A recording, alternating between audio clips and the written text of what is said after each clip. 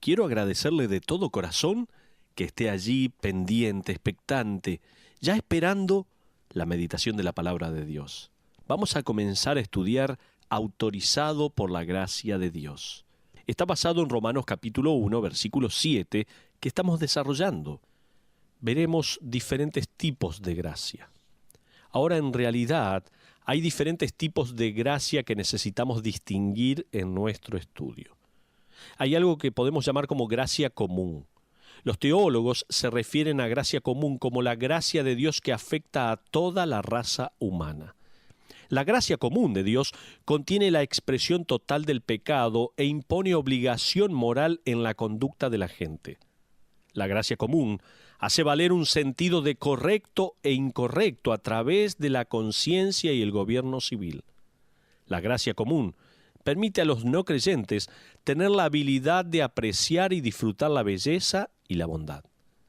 Mateo capítulo 5, versículo 45 dice que Dios hace salir su sol sobre malos y buenos, y que hace llover sobre justos e injustos. Esa es gracia común. Luego hay, en segundo lugar, recuerde, gracia especial o salvífica. Esta gracia salva, santifica y lleva el alma a la gloria. De hecho, el término gracia en el Nuevo Testamento es a menudo usado como un sinónimo del proceso entero de salvación. Pablo estaba tan cautivado por la obra redentora llena de gracia de Cristo que usó la palabra gracia para referirse al proceso entero de la salvación. Escribió en Efesios 2:8, porque por gracia sois salvos por medio de la fe. ¿Se acuerda de ese pasaje seguramente? En Primera de Corintios, capítulo 1, versículo 4, Pablo escribió: gracias doy a mi Dios siempre por vosotros, por la gracia de Dios que os fue dada en Cristo Jesús. La gracia salvífica especial es efectiva en la vida del creyente solamente.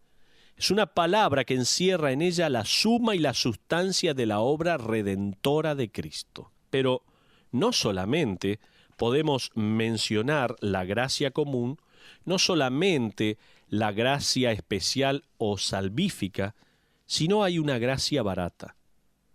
Este es un término que solía decir un pastor llamado Dietrich Bonhoeffer muchos años atrás. Era un pastor luterano en Alemania que fue ahorcado por guardias del servicio secreto en 1945. Sus escritos estuvieron disponibles antes de su muerte. Muchas de las enseñanzas místicas de Bonhoeffer es correctamente rechazada por la Iglesia evangélica, pero Bonhoeffer hizo una maravillosa contribución por advertir a la Iglesia de la tendencia de la secularización y la vida mundanal. Él escribió así, escuche bien: la gracia barata es la predicación del perdón sin el requerimiento del arrepentimiento, comunión sin confesión, bautismo sin disciplina eclesiástica.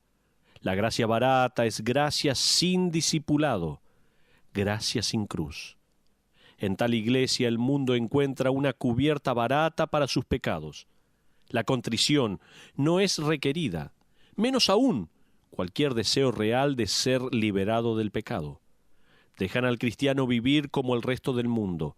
Le dejan moldearse bajo los estándares del mundo en cada esfera de la vida, y no aspiran vivir una vida diferente bajo la gracia, lejos de sus viejas vidas bajo el pecado. Hasta ahí lo que dice Bonhoeffer. Otro autor añade: la gracia barata es un ticket supernatural de libérese de la cárcel. No hay límites adheridos al ticket. Un paquete abierto de amnistía, indulgencia, abstención, inmunidad, aprobación, tolerancia y privilegio auto-otorgado, divorciado de cualquier demanda moral. Esto es lo que estos escritores están mencionando como gracia barata. Este es un pseudo-cristianismo sobre el cual Pedro advierte cuando dijo en Primera de Pedro capítulo 2 versículo 16, pero no como los que tienen la libertad como pretexto para hacer lo malo. En otras palabras, estos hablan de su libertad en Cristo y luego excusan su pecado. Hablan de gracia, pero la gracia ha llegado a ser la fachada que esconden detrás mientras continúan viviendo en pecado sin compromiso. Como veremos en un momento, la gracia fue dada para que usted pudiera perseguir santidad y pureza, no para que pudiéramos tener seguro contra incendios del infierno y luego vivir como si perteneciéramos ahí. Este tipo de gracia no es gracia salvífica verdadera. Es una falsificación barata por la cual muchos, temo, están siendo engañados. Pero déjeme mostrarle los resultados de la gracia, lo que la gracia hace en y a través de la vida del creyente. Le pregunto y me pregunto, ¿cómo sabe usted si tiene la gracia genuina? ¿Cómo se ve la gracia bíblica en la vida del creyente? ¿Cómo actúa la gracia? ¿Cómo vive y brilla la gracia a través de la vida de un verdadero creyente? Déjeme darle 6 maneras. En primer lugar, si tiene para tomar nota, esto es muy importante. La gracia capacita al verdadero creyente para sufrir con contentamiento. Pablo, guiado por el Espíritu Santo, escribió a los creyentes de Corinto en 2 de Corintios, capítulo 12, verso 7 al 10, y dice así: y para que la grandeza de las revelaciones no me exaltase desmedidamente, me fue dado un aguijón en mi carne, un mensajero de Satanás que me abofetee, para que no me enaltezca sobremanera, respecto a lo cual 3 veces he rogado al Señor que lo quite de mí. Y me ha dicho: bástate mi gracia, porque mi poder se perfecciona en la debilidad. Por tanto, de buena gana me gloriaré más bien en mis debilidades, para que repose sobre mí el poder de Cristo.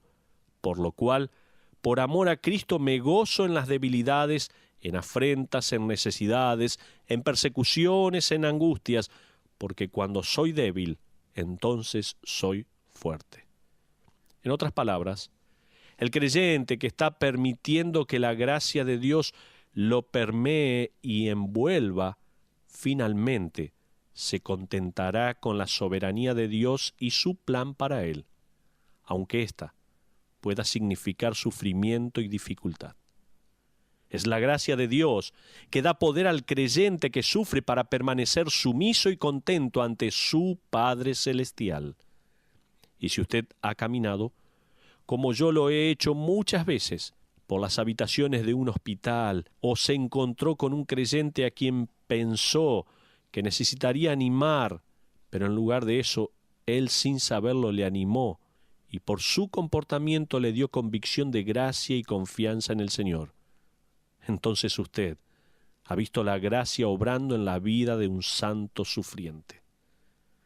Entonces, la gracia capacita al creyente para sufrir con contentamiento. La gracia verdadera capacita al creyente a hablar con claridad. Pablo escribió a los Colosenses en el capítulo 4, versículos 5 y 6. Andad sabiamente para con los de afuera, redimiendo el tiempo.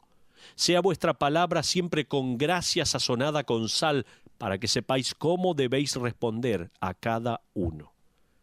¿Qué es aquello en la vida del creyente que le capacita para hablar como debería a los de afuera, a los no creyentes? ¿Sabe qué es? Es la gracia. De la misma manera en que usted gustaría la sal, así usted debería también pasar la gracia y rociarla en sus labios. Tacto es obra de la gracia.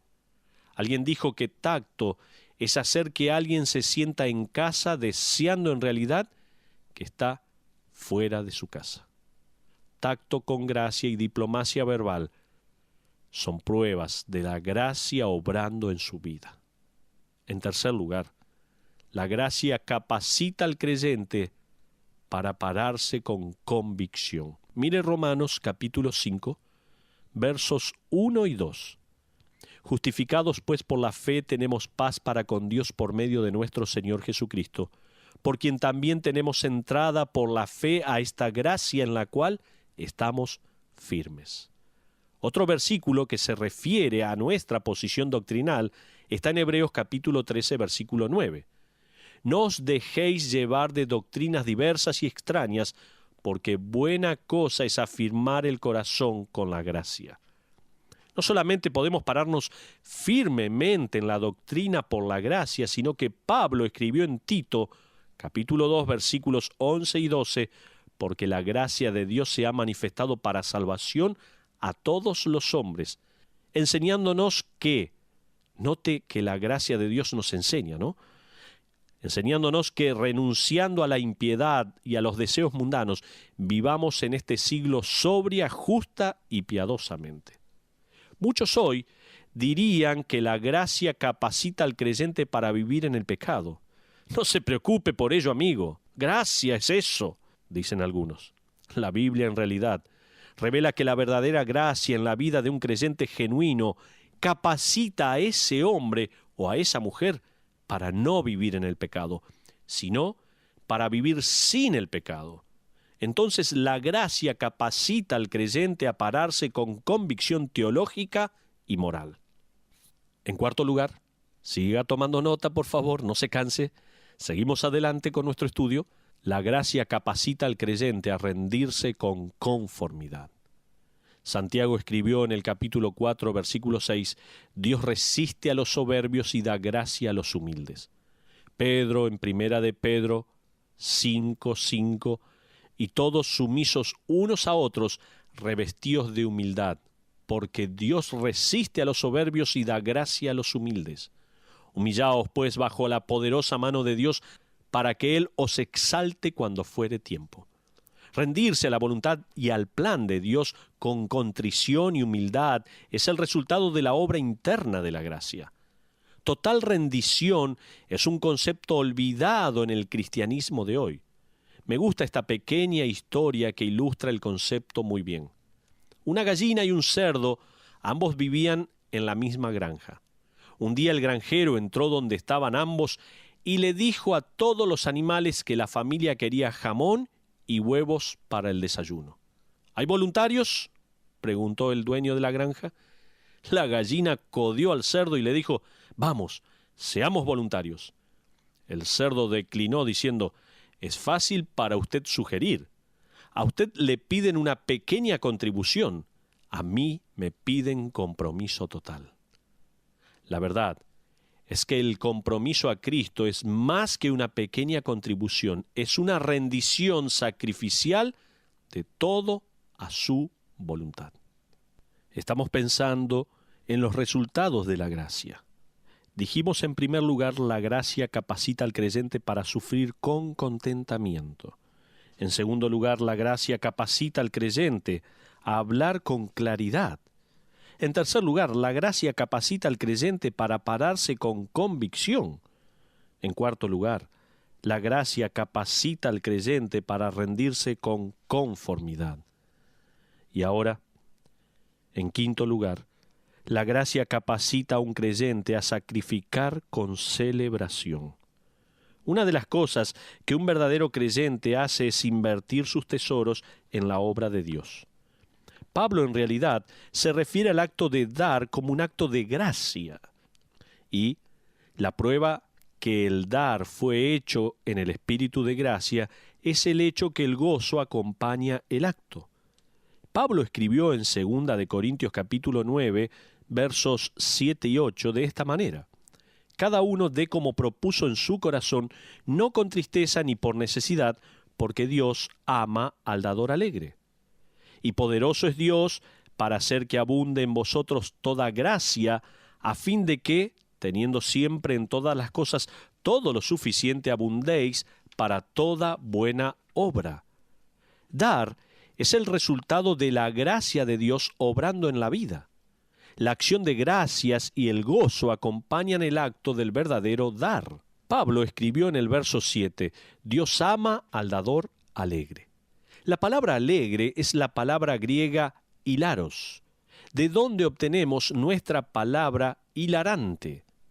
Hilarante significa que inspira alegría o mueve a risa o a alegrarse, regocijarse. Esta literalmente podría leerse Dios ama al dador hilarante. Imagínese eso. El tiempo de la ofrenda en la iglesia local debería ser el tiempo más hilarante, más alegre, más regocijado que hay en todo el servicio. Esto significa que en el servicio de la iglesia, cuando se recibe la ofrenda, si usted no está contentísimo en dar algo a Dios, no importa lo que haga, no dé. Por favor, no ofrende. La iglesia estará ahí la próxima semana, no va a quebrar, pero tome conciencia que su falta de deseo en dar es la manifestación que la gracia no está obrando en su corazón. Pero si usted desea dar, ese deseo que le mueve a usted a dar algo, en vez de retenerlo para sí mismos, es la obra de la asombrosa transformación de la gracia de Dios. Entonces, la gracia capacita al verdadero creyente a sufrir con contentamiento, a hablar con claridad, a pararse con convicción, a rendirse con conformidad y a sacrificar con celebración. Finalmente, hay un resultado más de la gracia. La gracia capacita al creyente a servir con confianza. Tome nota. Sexto resultado de la gracia capacita al creyente a servir con confianza. Usted piensa en el apóstol Pablo como alguien que tenía todas las condiciones.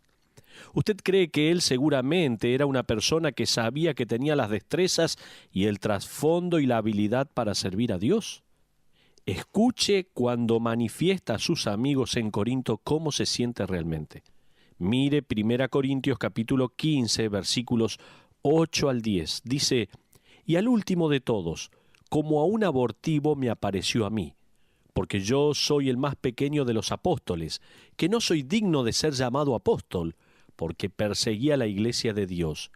Pero por la gracia de Dios soy lo que soy, y su gracia no ha sido en vano para conmigo. Antes he trabajado más que todos ellos, pero no yo, sino la gracia de Dios conmigo». ¿Alguna vez sintió que usted no es la persona indicada para desempeñar el papel en el que ahora se encuentra? Le pregunto. ¿Piensa que no tiene lo que se requiere? Adivine qué, no lo tiene. Pero la gracia de Dios le equipa, lo capacita, le autoriza para cumplir cualquier rol o tarea en la que se encuentra hoy en día. Entonces, deje de huir de la tarea. La verdad es que es demasiado grande para usted. Usted no puede criar sus hijos, no puede lograr ese puesto de servicio. Usted nunca podrá defender el nombre de Cristo en esa universidad. No sabe cómo responder con claridad. No será capaz de sufrir con la actitud correcta. Nunca será capaz de mantener sus convicciones o sacrificar tiempo y dinero para Cristo. Usted no puede hacerlo. Por la gracia de Dios, sin embargo, no solamente puede, usted lo hará. ¿Cómo? Como dice Filipenses 4:13, todo lo puedo en Cristo que me fortalece.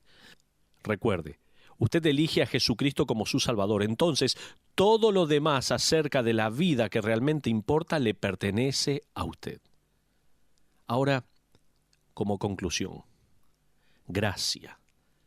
Pablo escribió siglos atrás para ellos y para nosotros. Usted ha elegido al Hijo, y cuando usted elige al Hijo, usted recibe gracia. Era una tarde calurosa en Dallas, Texas, en mayo de 1951. Una clase de alumnos que se graduaba estaba escuchando al fundador y presidente del seminario de Dallas, Lewis Chafer, entregando su último discurso sobre el tema de la gracia. Él había estado enseñando este tema por casi 50 años. Recuerdo personalmente sentarme a escuchar a hombres quienes se habían sentado a los pies de Chafer.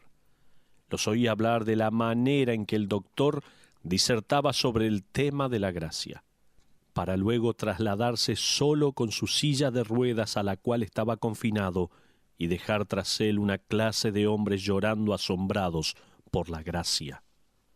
Bueno, Ese día sacó su pañuelo y secó la transpiración de su rostro.